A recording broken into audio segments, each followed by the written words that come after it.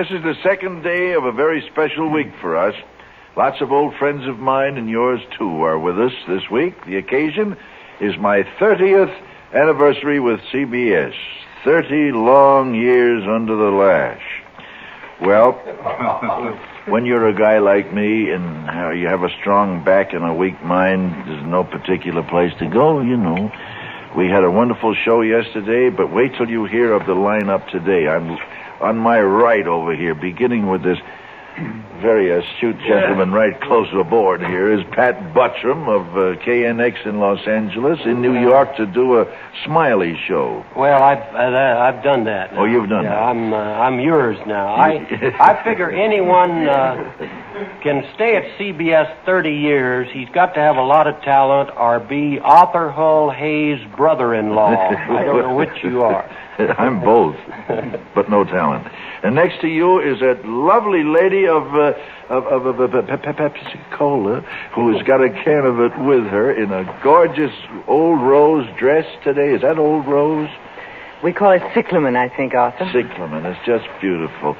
And that's the queen of movie land, Joan Crawford in person, who came over here with us today. In New York, I suppose, on Pepsi-Cola business? Well, I'm always putting the crowns on the bottles no matter where I go. By the way, congratulations to you on your 30th anniversary. I'm so pleased to be a part of it and to share it with you. What makes me mad is that we had to wait for my 30th anniversary to get together. This is the first time you and I ever worked together. I know, and I'm delighted. Thank you. And for at least, let me see, you started about 10 years ago, and ever since that time I've been a devoted fan of yours. Thank you. You don't tell people they've been around all the time. No. 10 years ago. 10 years is enough. Now, of course, that fellow sitting next to her, that's something else. Oh, how sweet it is. I'm a sickler man, too, I'll tell you that. Joan, really, is that the color, cycla? Cyclamen. How do you spell it? Cyclamen. Wow, sounds like something in electronics. Yes, it does. And what do you call the color of the vest that the great Gleason is wearing? Powder blue. Absolutely. That's exactly the color, powder blue. Did he stamp his foot there? And if you know how much powder I blew to get this name.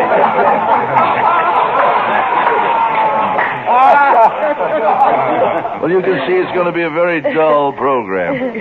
And next to Jackie is Rosemary Clooney, straight back from the islands. Yes, happy anniversary, Arthur. Thank you, dear, and we're glad to have you back in New York so the show could open. Oh, you talking about the newspapers? Yes, what, yes. Well, he came back a few days earlier. Joe did. Of course he did, of course Yes. he did. But how wonderful to see you. That's a riot. It is a good show, yes, Jack. The girl who came to supper? Oh, I thought it was the other thing, the marathon. Oh, no, that's June Havoc's show. Oh. She was here yesterday. Terrible confusion. There is a difference between June Havoc and Joe Ferrer. Oh, just a little, yeah. What causes that confusion, Jackie? I don't know. Up to now, all I've been drinking out of is an ashtray. I don't know what could cause it. I thought you were noted for, great celebrations.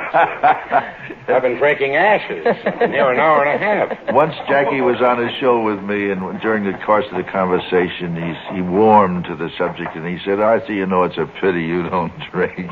I would like to see you with one good load. No, you wouldn't, because I get very ill. That's all right.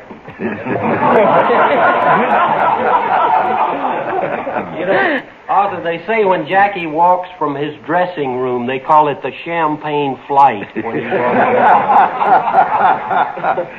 That's Pat Buttram.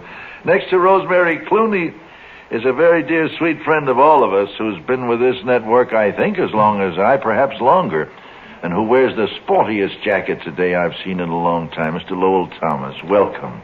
Arthur, it's 34 years, but instead of congratulating you, I'd like to sort of be an interlocutor, and won't you tell us the story of your life? Thank you very much. Man. Now, maybe they'll bring some booze in for that. We're going to sit around for that, Arthur. I say we got to have something to drink. Next to Lowell Thomas, whom I last saw in a hospital room in Dearborn, Michigan, looking almost as well as he does now. Next to him is the former Vice President of these United States, our dear friend, Mr. Richard Nixon, who does us great honor to come today. Nice to see you, Dick. Nice to see you, Arthur, and I'm glad to be here in such distinguished company. This is a fast track. It is a fast track, and we're going to have to slide words in here very quickly. Certainly is a dry track.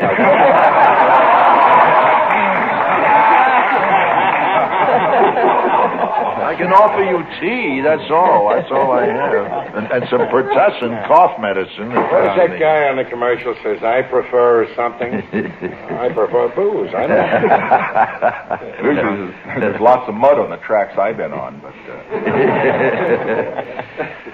Dick Nixon and I have one thing in common. You know what it is, Jack? We don't wear hats, either one of us. Well, I don't wear a hat either. You don't either? No. Good. But mine's not always in the ring either, is yours? No, it's usually in a bar. No, I don't wear a hat. I think it's first of all, it's very costly to wear a hat, especially if you live like I do. I go to 50 or 40 bars a day, and 25 cents a piece, that adds up to... it costs you about $40 just to check hats. That's one of the things about it. One of the things I don't like to wear is a Stetson. I mean, you know, those big hats. I don't mean the nice little Stetson hats, but I mean those big cowboy hats. I wear a Stetson, Arthur, and I left one on a barroom stool in Saigon, and I got a letter from a doctor in Louisiana saying that he was now wearing it and wasn't sending it back. I can't keep him on a horse. That's the If only I saw a Stetson in Saigon, I'd figure a medicine man was sitting under it.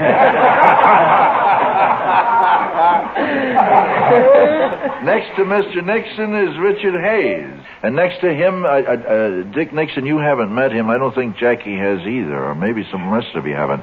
That's Rufus Jarman, who is a senator at large from Las Casas, Tennessee. Well, Arthur, this suit of mine is black. In honor of your 30th anniversary, I generally wear it to funerals and Fifth Sunday meetings of the Baptist Church in Tennessee, but I brought it out in honor of your anniversary, and I'm mighty glad to be here with all these distinguished people. That's very nice. That's a good accent, isn't it? He works hard on that one. Whatever he said, Arthur, I guarantee it's a compliment. Next to him is Billy Dupree, who has one of the most gorgeous voices you'll ever hear. We'll ask him to sing a little later. But look, we've got quite a stunt hooked up here. Out in Hollywood and KNX, where Pat Buttram usually performs, in a studio, set 3 distinguished gentlemen of the medium. One Harry Von Zell. Are you out there, Harry? Yes, Arthur, I am here and very happy to be a part of this celebration of your achievement. It occurs to me that, incidentally, that there are congratulations in line in 2 directions here.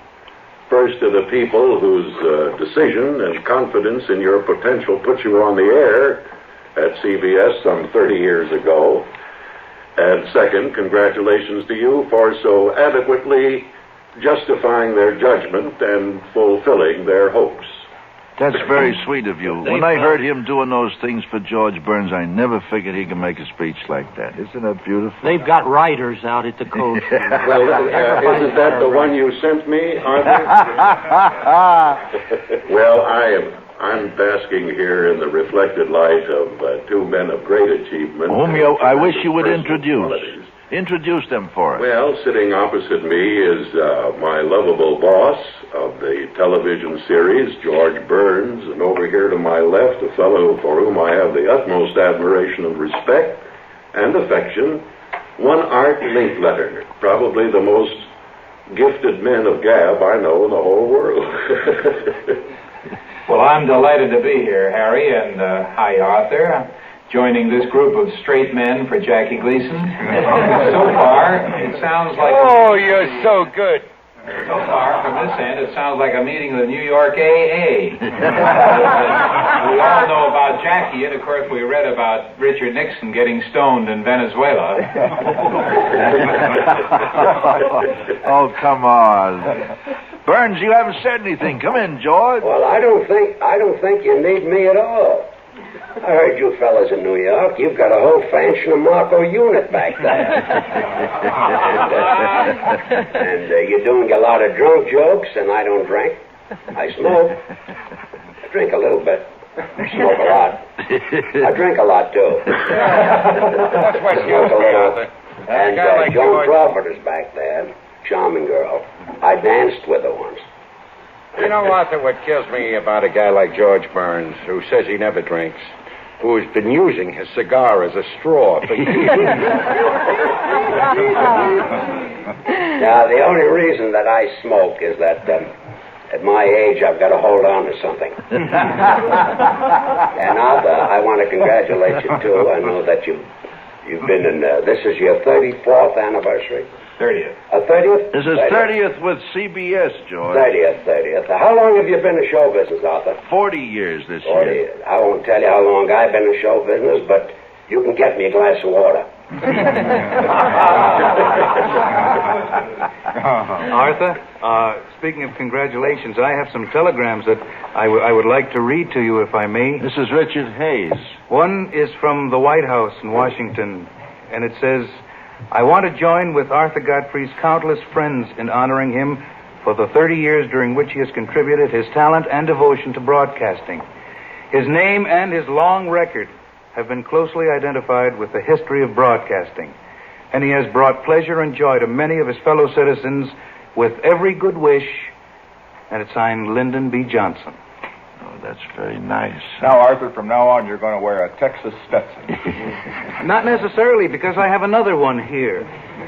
It was sent to William S. Paley, the chairman of the board here at CBS, and it says, I hear that my good friend Arthur Godfrey is celebrating his 30th anniversary in show business. May I ask you to convey to him my congratulations on the success he has achieved and the courage with which he has defeated the threat of dreaded disease upon his life. Please give him my best wishes for a happy, healthful, and successful future. And it's signed Dwight D. Eisenhower.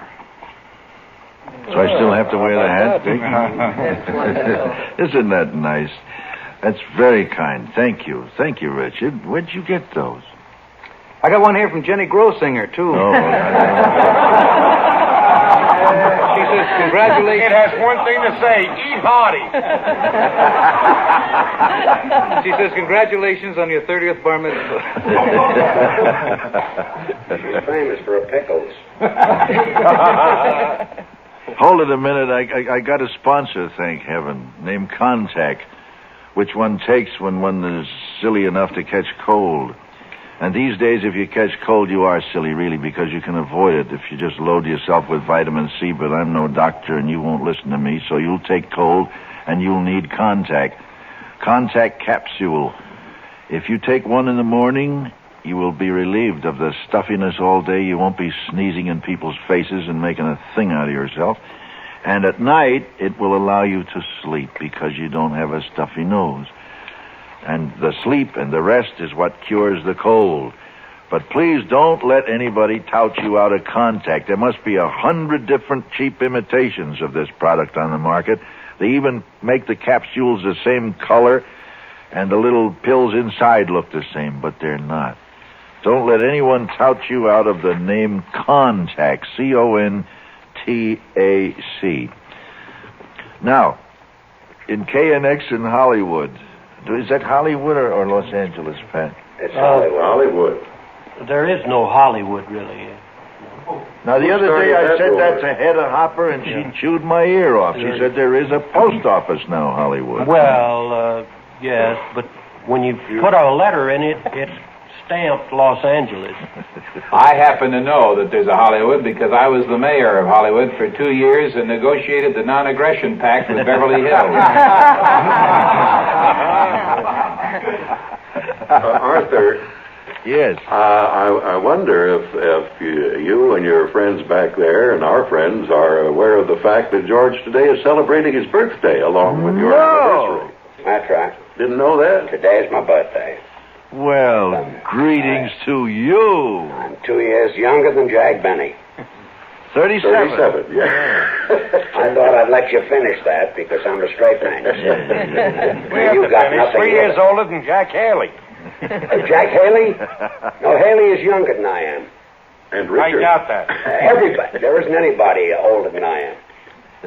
In fact, I can't wait to get through. I'm going home to do a few splits and kick the back of my head.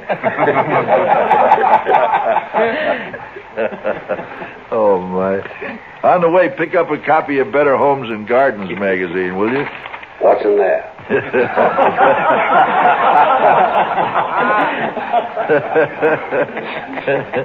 Well, I tell you, 6 pages on the subject of how to be a great hostess. You'll love it, George. Well, I can't wait. I always walk on my toes.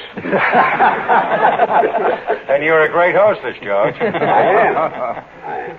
Can't wait to be a boy again.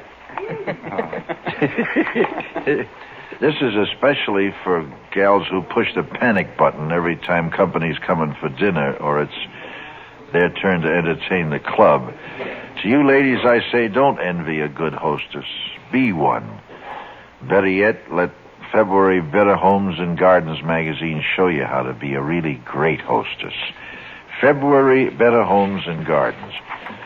Mr. Nixon has to leave pretty soon, I'm sorry to say. Is that true? Must you go, or can you stay for a few minutes? I have to leave, but the show is so good I'm going to stay and listen. That's a boy. That's a boy. When else can I hear Gleason for free? I didn't like that early remark.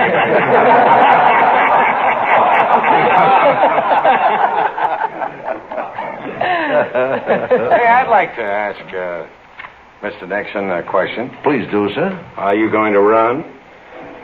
No, I don't mean for a trolley or anything. I mean, are you going to run? Well, you heard what Arthur said a moment ago. I never wear a hat, so it must always be in the ring. I guess that's the answer. Oh.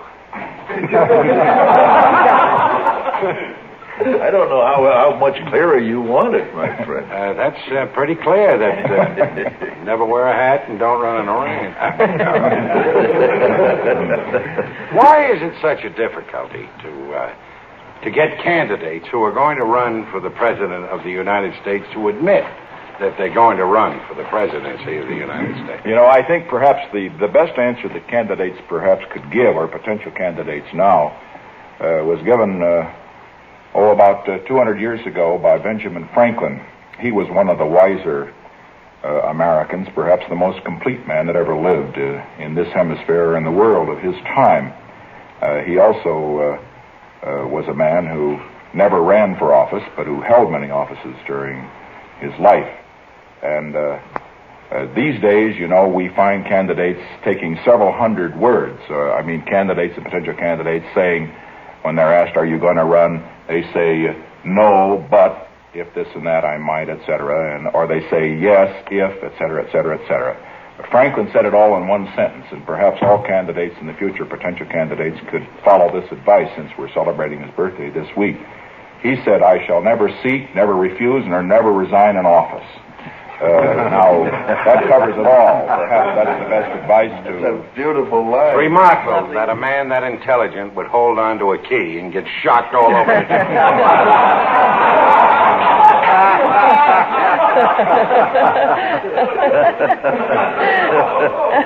We got to pause on that one for station identification. We'll be right back.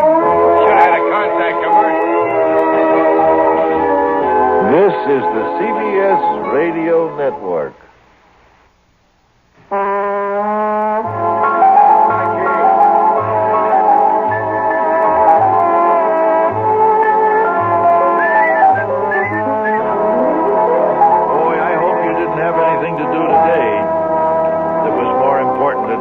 Listening to us, because out in the West Coast there's Harry Von Zell and Art Linkletter and George Burns sitting all together out there, and over here in New York in our studios are Joan Crawford, Rosemary Clooney, Lucky, and Pat Buttram and Lowell Thomas and Richard Nixon and Rufus Jarman and Billy Dupree, Richard Hayes, Lowell Thomas. Did I say them all? Have I got everything? No. Oh, yes. The Red Cross just came in to take care of him. He's in better shape now. My name is Gleason, and that's the reason for a busy season. You're not going to introduce me, Arthur. I'll do my own plugs. A big Newfoundland just came in here with a cask under his thing throat. around his neck, and it wasn't a goiter. I'd love to get you on some decaf for a minute. That's one of my sponsors. I drink decaf. Good for you. Can you give me an unsolicited testimonial? I certainly will. I used to drink regular coffee and get up in the morning and jump all over the place. Now I drink decaf and I can't jump half as high.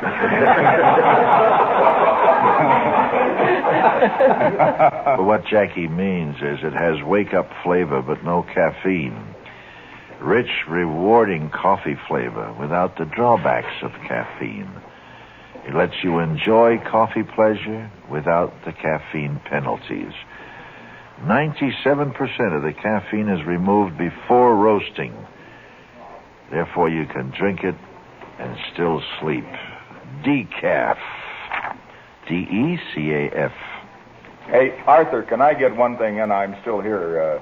I noticed a moment ago when we were talking about Joe Ferrer, Rosemary Clooney's husband, that there was reference made to a show that he wasn't in. And I only think that a commercial should be given for the show he is in because I saw it with my wife and daughters. It's The Girl That Came to Dinner, and it's a great show, and I hope that all my friends who come to New York go to see it. Now, Rosemary isn't going to like this because she doesn't hope the show runs too long. That means Joe has to be in New York rather than in California with his children. But it's a wonderful show, and particularly for a family. You pardon the commercial? I thank you very much. I welcome that one. And That's very sweet. I just can't understand why a vice president should be a backer of a show. I'm against it. Here, Jack, back to the ashes. Thank you. I heard that was a sensational show, and the reference that Mr. Nixon is making to was I thought it was Marathon 33 that June Havoc was in. You got a piece of that Which goes to show you that whatever the St. Bernard brought in is beautiful. No, June's Marathon 33 is very good, I'm told. I haven't seen it, nor have I seen Joe's yet. You know what I like about the fact that she wrote a hit show is that she has such a varied career. And to come up and write a hit show, that must be a great exhilaration and a fine achievement. I'm dying to see what in the world kind of a play you can make out of a marathon dance. That's it. It's practically impossible to conceive it, but she did it and deserves a great deal of credit. Have you seen it, Joan Crawford? No, I haven't. I have some friends who saw the dress rehearsal, and they say that Julie Harris is just brilliant in it, and her facial expressions and her mannerisms are so like June Havoc that you just can't believe it isn't June there. Julie Harris is a great actress. She's I worked with her fantastic actress. in Requiem for a Heavyweight. And we were doing a scene on a staircase. And she blew a line. And she was so aggravated over missing the line that she punched the wall and brought some blood from her knuckles. And did it again, blew another line, took another shot at the wall. Then the wall gave up and she did the line. She is really a dedicated actress and a very fine one. Yes. I had a thing happen to me once. That's George Burns in Hollywood. I did a skating act at the Dewey Theater on 14th Street. It was Brown and Williams, and in those days the stages were sort of downhill. And we came out on the stage, and I fell into the footlights, and then my partner grabbed me by the seat of the pants, pulled me back. I fell down again, and I got very mad, too. I didn't punch the wall. But the next show, instead of working, facing the audience, I did it sort of on the bias, and I didn't fall at all. And the manager came back and closed me for cutting out the falls. That's not true.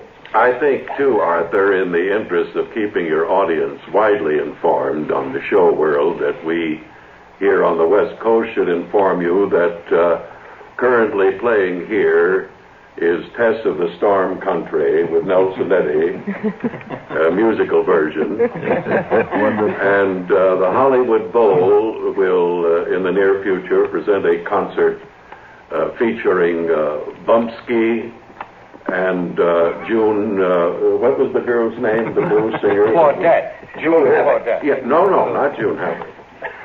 Well, I can't just remember her name, but she is. Gee, I had no idea they had great shows like that playing out in the country. Oh, yes. So, we're working every minute out here. We have our cultural side out here. Hey, any of you guys going to see Dave Chasen pretty soon? I'm working with him tomorrow night. Anybody eats there works with him. Well, they took away my credit card. And I haven't been there recently. Oh, my. What did you say, Joan? I didn't know whether he was working with Dave or for Dave. I'm working for Dave and with him. Arthur? I wash dishes and sing.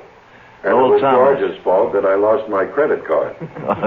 Lowell Thomas. Would it be out of order for me to do a sort of imitation of Harry Von Zell and be serious for just a moment? Of course not. Well, you know, this is not a prepared speech, and I haven't thought of what I'm going to say. I'll probably get some help from Mr. Gleason in a moment, but... Undoubtedly. It just occurred to me that you have become a national institution during these 30 years.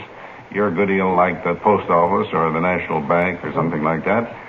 And you've done so many fine things for people in the 30 years you've been on the air. I've seen you do it.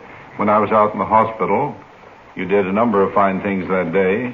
Coming to see me was one of them, and another was there happened to be some skiers in the room, and they spoke about their problems raising funds for the Olympic Committee, and you did a typical Arthur Godfrey thing. You immediately rose to the occasion and presented them with a lot more money than they ever dreamed of getting, and they asked me today to bring you a plaque from the U.S. Olympic Committee. Yeah, that's beautiful. And so I have the plaque for you. Thank you, sir. That's very kind. The Olympic team that is over in Europe now in Innsbruck has all the financial backing it needs, and part of that is due to your generosity. Well, Cheers. nice thing to know. Very nice, Arthur. That's one of the things that gripes me, Jackie. Maybe Mr. Nixon would like to comment on this for me. Don't you think, Dick, that so often our Olympic athletes are without proper financial support in so many different fields? The equestrians, for example, the skiers that were all just barely made it, the bobsled people, and so I hate on. to interrupt your question to Mr. Nixon, but you're absolutely right, Arthur. 3 years ago, I was supposed to be on the drinking team. And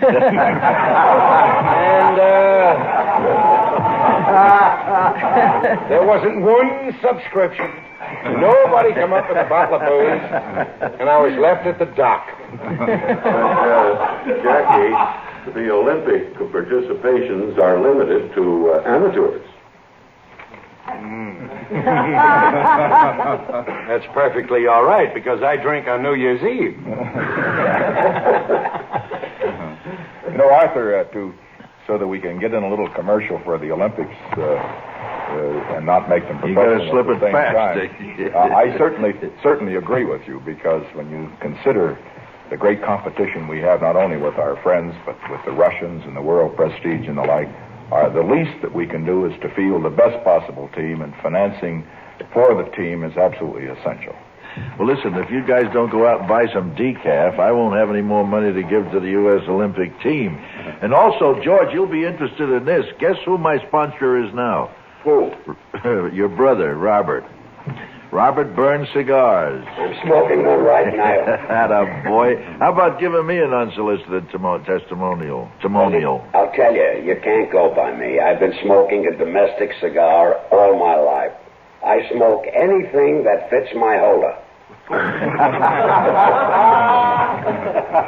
I smoke anything fits my mouth. That's if you can find your mouth.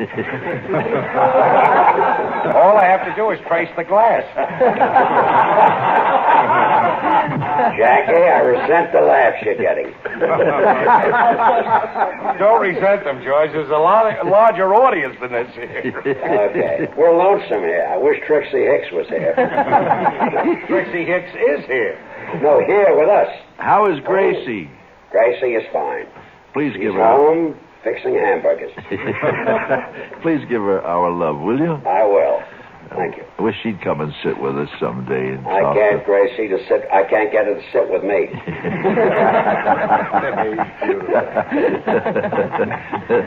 Pass the pickles, will you? Aunt Jane's Pickles are our sponsors now. Anybody want to do an unsolicited testimonial on a I pickle? certainly do. You're a pickle man. I take them for colds all the time. Well, the thing is about Aunt Jane's Pickles, Jackie, that there are thousands of kinds of pickles on the market. I want you to try the Aunt Jane Pickles. They're a sponsor of ours, and they're a very excellent food. They're mighty tasty. I don't know if they're any better than anybody else's pickles. I like them. They're just as good as anyone's I've ever eaten. And I think maybe you might like to try them because they're one of our sponsors. And I think you'll find they're delightful, especially the kosher, the Polish, and the no garlic. Those three flavors especially. They're pickles that you can stock in your refrigerator. And you let them chill a while, and then you serve them with lunch or dinner. Or if you have a mind to, just grab one out of the pickle jar whenever you get the urge. You see, when they're chilled like that, Aunt Jane's are really something. Aunt Jane, can you remember that name? Aunt Jane's Pickles. Thank you. With all these unsolicited testimonials, Arthur, I think I should add a personal note about you. After all, you're the guest of honor today. Arthur was way up in the mountains, up in Montana, not long ago for a world premiere of a picture. And while everybody else was lying abed late in the morning, Arthur got up at 3:30 and went hunting bear. Day after day. No clothes on? I didn't get up to look. Arthur's quite a hunter. Nice. Bears, lions, elephants, he'll go anywhere in the world to take a shot. Now, who are you talking about? Godfrey, please. Go ahead, Jackie. There's your line. You know, that's, wide open. Wait a minute. Before Richard Nixon has to go, I see him squirming there in his chair. I got to ask him one question. How do you like the business of practicing law in New York, sir? Well, I sometimes have heard the practice of law not referred to as a business, but as perhaps less complimentary terms. I would say, however, that it's naturally a very interesting activity, and of course, the greatest interest are those matters which require not only your presence in New York, but in other parts of the world. I would say that perhaps one of the greatest benefits of it right at this moment, however, is that if I hadn't been in New York at this particular time, I wouldn't be here in this studio with you and the rest of your friends. But I'd just like to say before I go that there are literally millions of people around this country that have heard Arthur Godfrey on radio. Some have seen him on television. Many have seen him in person. Most of them he's never met. But in his own way, just like the other fine performers here and the ones out in Los Angeles, he's made a lot of people whom he will never meet a lot happier than they otherwise would have been.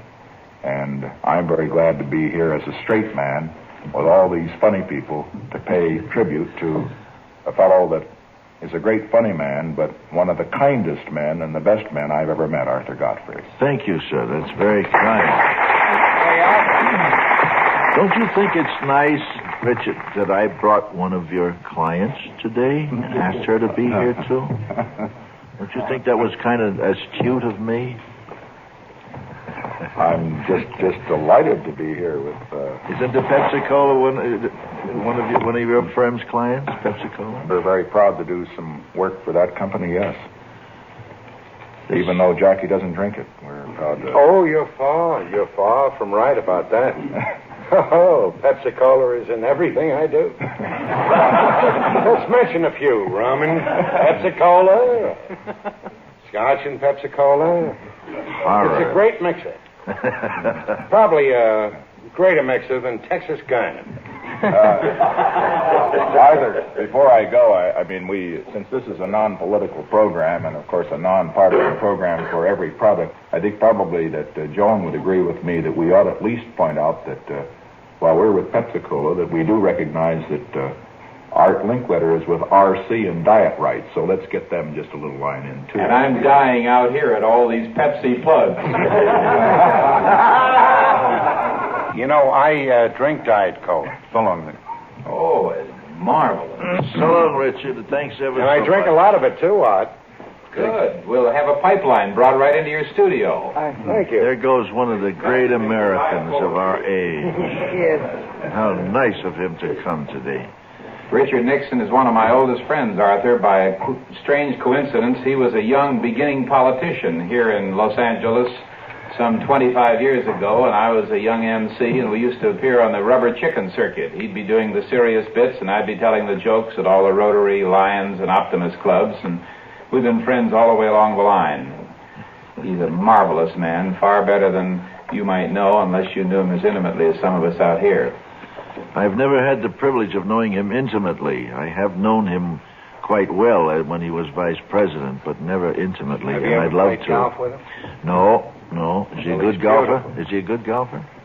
Well, he plays for like $1 Nassau or something, which immediately makes me dislike him. But he is an honest golfer and a very conscientious one. I think he plays golf exactly as he applies himself to politics. I wish he hadn't gone before I could have told him that we're straightening out the mess in Los Angeles. The big quarrel between Sam Yorty and the city council out here, which has been so well advertised, is practically over. I heard that last week the city council sent Sam a little peace gift, a carton of cigarettes. Oh, fine. Hey, George, while you're there, tell me something. You've been smoking cigars all of your life. They are things you enjoy. You don't do that just as a gag, do you? I smoke about 25 cigars a day. Do you inhale them? And no. Did you ever?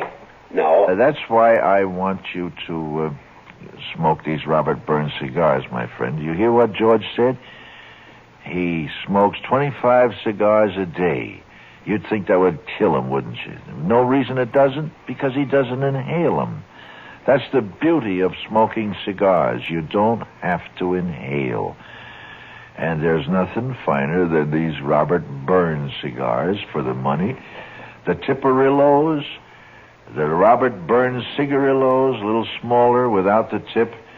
And, of course, the kind I like are the popular Panatellas, Robert Burns Deluxe cigars. Smoke them, my friend, but don't inhale them, and you'll have all the pleasure you want. Robert Burns cigars. I smoke a domestic cigar, a cheap cigar. Milton Berle smokes a cigar that cost about $2. Yeah. If I smoked a cigar that cost $2, first I'd dance with it. You know, you told that a little differently than you did at Jack Benny's luncheon. I remember very well. Yeah, You well, know, that George- was SAG luncheon. George is the greatest practical joker in the business, Arthur. We were at a dinner. I was a Toastmaster at a dinner for Phil Silvers a while back, and George was on the dais, and he's always has a great little pixie sense of humor. So we're in the dais room getting ready to go out, and everyone's looking at their notes and nervous about what they're going to say. And George comes up to me, and he said, I've seen you work a lot there and making talks. He said, what do you do with your hands? And I said, I don't know. I never thought about it. He said, I use a cigar as a prop. And he said, Jack Benny, he kind of holds his hands this way. And all. He said, what do you do? And I said, well, I never thought about it. He said, I'll watch you while you're working and see what you do with them. Well, I got up doing a routine, and now I begin to wonder what I'm doing with my hands. I didn't know what to do. Put them in my pockets, hold them in front of me, and blew the whole routine. I couldn't think of a thing to say. And I looked down, and he's down grinning with his cigar in his mouth. Big grin. Pat, I'll tell you something. I've been in the show business about 60 years. Wow. You've got beautiful hands. In fact, if I wasn't married, Playing you'd be Lowe's the fella. Pac-Wins tomorrow. Playing what? He's playing Lowe's Pac-Wins tomorrow. It's too bad we don't have a record of one of those Friars Club parties at which, well, I remember there was a record they got of George Burns, George Jessel, Jack Benny, and myself, and I understand they're selling for around $35 a copy. No, 32. I've been selling them. It reminds me of pictures. George? Yeah? Do you remember the the one we had for us? The one they had for me? When Yes. we spoke of Dr. What's-her-name? Dr. Marlickson. Oh, That's the that ought to be Take selling care for in case you $90. limp. Speaking of movies, Joan Crawford, are you making any more? Yes, sir. You're stuck with me for a while. Oh. Straight Jacket. Tell me, what's the latest one? Straight Jacket, and I start touring the theaters with it Wednesday, Thursday, Friday, and Saturday. About 6 theaters a day for 4 days with Dorothy Kilgallen. Wow. What do you mean touring the theaters? Do you go and make... We live in a bus from about 5 o'clock in the afternoon till around midnight, and we do a theater an hour. Gosh, that's what anybody in a straitjacket. Art, are you there? I'm here. I have a very funny story to tell you, and this is a commercial for you. Recently, I opened a plant, if you don't mind, our plant, not yours, in Muncie, Indiana. And as we walked out to get on the aircraft, our then president, Mr. Herbert Barnett, as I was signing autographs, gave me a cardboard to sign on because it was very difficult in my hand or a purse. And he picked up the cardboard and said, "Here, use this for a table." When we got into the car and driving to the airport, he said, "Don't you want to see what your table looks like?" And I opened it up, and it was a cardboard 15 years ago that said, "Joan Crawford says, please buy Royal Crown." Oh, fickle, huh? So Straight Jacket is the new movie. Where may we see it now? Oh, Arthur, the list was in all the papers this morning. I tour New York area Wednesday night, the Bronx and Brooklyn Thursday and Friday, and then Jamaica and some of the places I've never been before. But it will soon be released nationally too. Eh? Yes. Uh-huh. Thank now you. that's class of it. A gal like this who still thinks it's important to go around and plug a picture. That's beautiful. She's the queen. She is. She sure is. Never to be removed from that throne either. Rosemary, what are you doing in New York? I came up to see you, actually, and to spend a week with Joe before I go to Florida. Arthur? That's nice. And what are you going to do in Florida? I'll work there at the Diplomat for a week, Uh-huh. and then go home to the kids. Yeah, and you and I were kind of great last night on the TV, weren't we? I thought we were adorable. I was on the panel, and you were the guest. Yes. Lowell Thomas, what are you up to? You going to any other continents? Well, day after tomorrow, I'm leaving for the Winter Olympics out there in Innsbruck in Austria. You know, his doctor told him to slow down a little bit. Well, they found the diagnosis. He's going by boat. They found out that it had nothing to do with the cardiac? Apparently not. It was simply that I'd gone through too many meridians too fast around the world. Don't think that won't tear you up. I know it did it to me. I had left 21 flight crews behind. And you sit in the plane and you don't think that anything's happening to you at all. But apparently something is. Tell Jackie about the trip you made from Australia across the Antarctic continent in that plane. How many miles was it? 6 days? Well, do you mind if we listen? George, I was just about to ask him about you. Tell us about the abominable snowman. You got me all mixed up. Arthur was asking first about the flight. We flew from Cape Town across the Antarctic Ocean, then across the Antarctic continent, over the pole, and then we finally wound up in New Zealand. It was the first time that a plane had ever flown from Africa to the Antarctic. And that was 4,700 miles nonstop. And one thing that made it unusual was, first, we flew over unknown territory that man had never seen before. Second, we flew in the only plane in the world that would make the flight, because we had to land on skis when we got to the Antarctic continent. That's a long trip. That's very, very interesting, Lowell. You know, out here we have a very extensive system of freeways to handle the extensive traffic, and I had to take the same route recently to get to Long Beach. Oh, my. Well, hold everything, because now having dispensed the pickles so successfully, boy, what commercials I've been doing today. Now we come to breast of chicken tuna, which comes from San Diego. Breast of chicken. You've got enough with pickles. George, I want to tell you something. I wouldn't be found dead without breast of chicken tuna. Hey, Jeff. I'm going down the street making sandwiches. Don't worry about it. Chewing it up. Listen, Just lovely. I got a new drink for you. Don't tell me I'm going to drink some smashed up breast of chicken tuna. No. That catches in your throat a little bit. I don't care what kind of a wearing mixer you put it in. Did you ever drink cranberry juice? Oh. Do we have to? Certainly I have. You, As a matter of fact, that's very good with vodka. That's what I'm trying to tell you.